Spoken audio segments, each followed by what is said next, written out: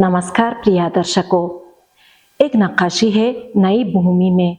प्रिय दर्शकों, नक्काशी की कला ताजिक लोगों के प्राचीन शिल्पों में से एक है।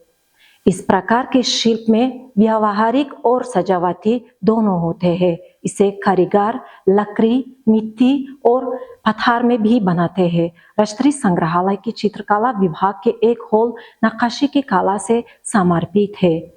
इस हॉल में देश के सबसे प्रसिद्ध कलाकारों की नक्काशी प्रदर्शन पर है। ऐसे ही एक कलाकार है मीर सईद सादुल्लाह, जिन्होंने अपनी रचनाओं में पारंपरिक रूप से उपयोग किया, जो उन्होंने अपने गुरु युल्दोशबेक बरोदबेक से सीखा था। एक नक्काशी है नई भूमि है।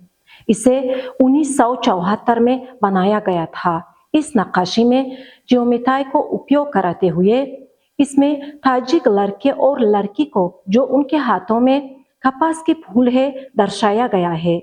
इस नक्काशी को बड़ी महारत से बनाई है, जो कलाकार की उच्च कला से गवाही देता है। प्रिय दर्शकों, यदि आप इस नक्काशी और इस हॉल की दूसरी कृतियों के बारे में अधिक जानना चाहते हैं, परिचित होना चाहते हैं, तो राष्ट्रीय संग्रहालय में आपका स्वागत है।